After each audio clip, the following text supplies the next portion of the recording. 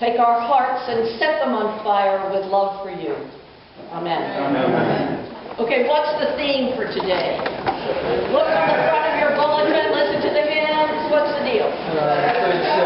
Shepherds, sheep. Okay, I was thinking about that, and then I thought, I've really talked about sheep a lot over the years. I've described sheep. I've gone to shepherds and learned about sheep. I've told you all about, I've even gotten you to baa with me, right? Remember when we went, okay. I've kind of done that, and I couldn't think of another approach. So I'm going a completely different direction. We're going to start with a little quiz. Here it is. No cheating, no looking at your bulletin. For the past 3 weeks, the second lesson has come from the same book. What is it? Peter. Second lesson. Peter. Woo, you got it. I know why Joe got it. Because Joe, 3 weeks ago, was the lay reader.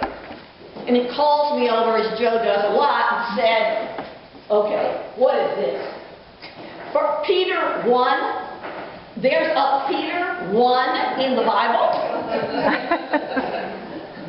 And I said, yes, actually, and there's even a Peter 2.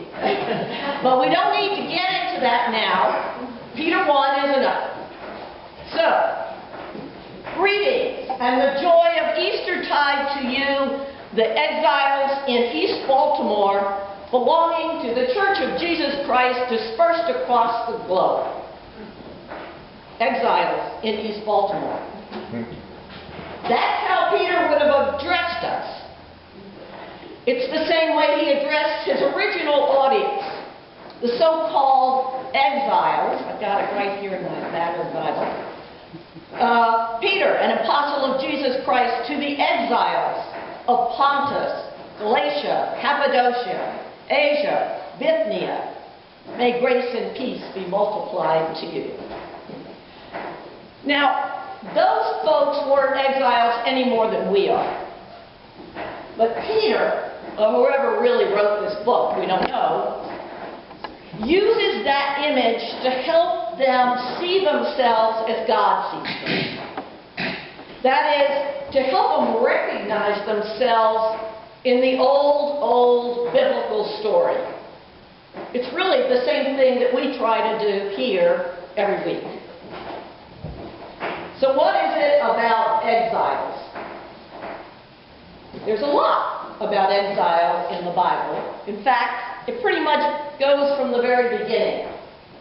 You know, Adam and Eve in the garden. And the garden, Eden, you remember, is as good as it gets. The best.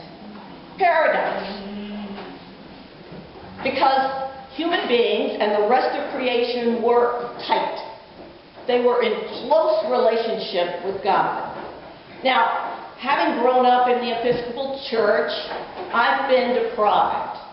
I don't know the old gospel hymns, but I do have one refrain that rolls around in my head sometimes. It goes like this. Jenny, help me. And he walks with me, and he talks with me, and he tells me I am his own. And the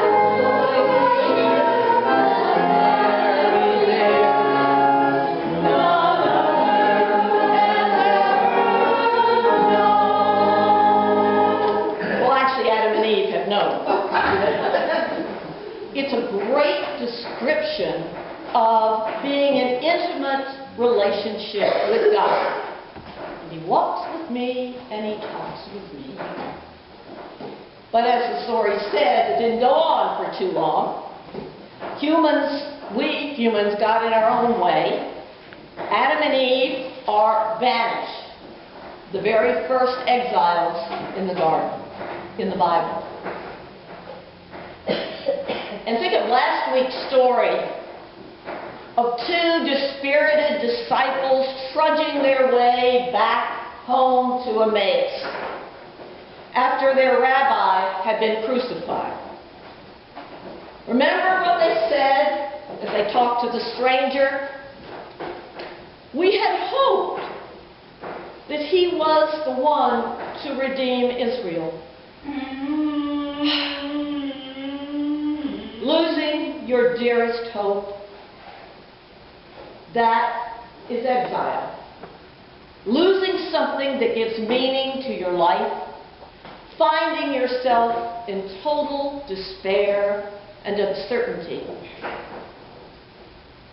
Now, what's really cool about that story, great description of exile, but it also shows that right in the middle of exile, there can be revelation. Maybe precisely because we've given up.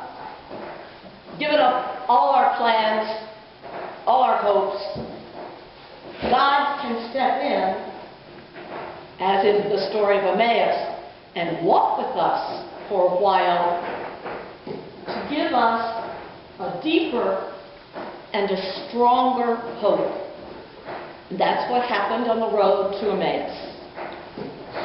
They were still helpless, those two. They still had nothing, and nothing changed in their lives outwardly. But now, they were exiles living in Easter hope. And so, the text says, at that same hour, those once dispirited disciples went back to Jerusalem to tell others whom they had seen. And try on this image. They became the first church, the first Easter exiles. So I'm implying that we're Easter exiles, and that doesn't seem quite right, right? We know about exiles. Over the last years, we've seen billions of exiles all over this globe. People forced to leave their homes, people cast out, like the garden. And we really feel compassion. And we really try and want to do something about it, but we can't identify with them. You know, in this nice, cozy, comfortable place.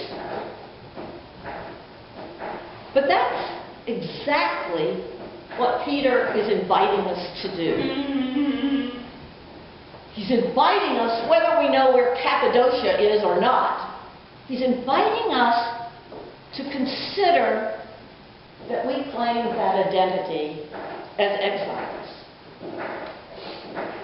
Think about it. Every one of us, individually, has had times, and maybe it's happening to you now, times and places of exile. Times when our lives shut down. Things like divorce, or the death of someone you love dearly, or a terrifying diagnosis, or estrangement from a family member or a really close friend. Or we could even think in broader terms than that. I'm not a scholar about this, but I read a little bit, and the situation in first century in Turkey, what is now Turkey, was not so dissimilar from the 21st century now. It was a time of massive social upheaval, cultural change, traditional communities coming apart, values eroding, people in vast numbers losing jobs, losing homes. Peter is addressing those people, people near or at the economic borderline, people like serfs or slaves or unpaid, low-paid workers on whom, we got to admit it, civilized life is always dependent. For us, it could be undocumented workers, attendants for the elderly, those who pick up our garbage, prostitutes, people with no health care, those we tend to look past on a day-to-day basis. The truth that Peter is trying to tell us, I think, in this letter is that we're all exiles. Whether it's social, or emotional, or economic, or spiritual, we're all exiles. All of us are looking for a place to belong. All of us are looking for some kind of community of substance. And the sooner that we hear, and those in his original audience heard, the sooner we can get down to the real work of being church. A place where all of us can come home. Honor everyone, Peter says in this letter. Love everyone deeply from the heart.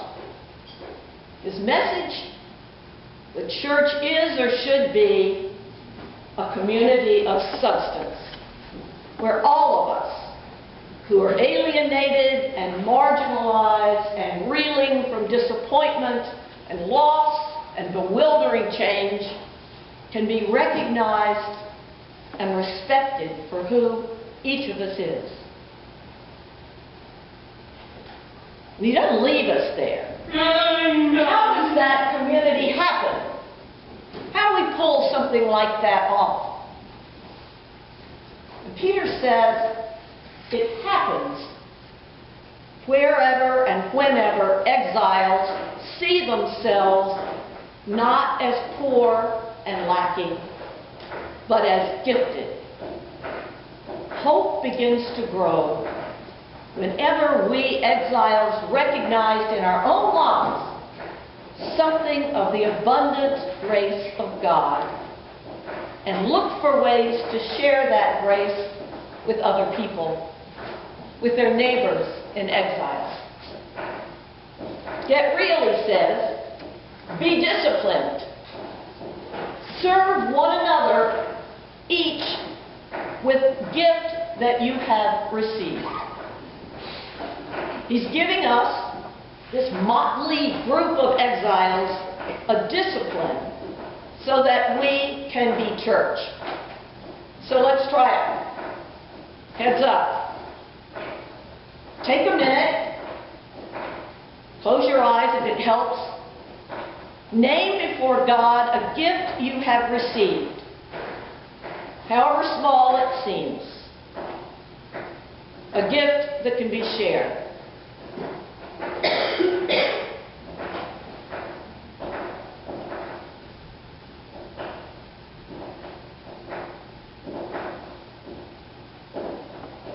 And now, consider your neighbors in exile. Remember those within these walls, maybe next to you, or the people beyond the walls. Imagine what word you might bring to them. What might you offer them today or this week that would bring them a little ease in their exile? What small act of thoughtfulness could strengthen hope? And then do it. And keep doing it as an act of Easter discipline. I suggest that it's not a bad way for us Easter exiles to live.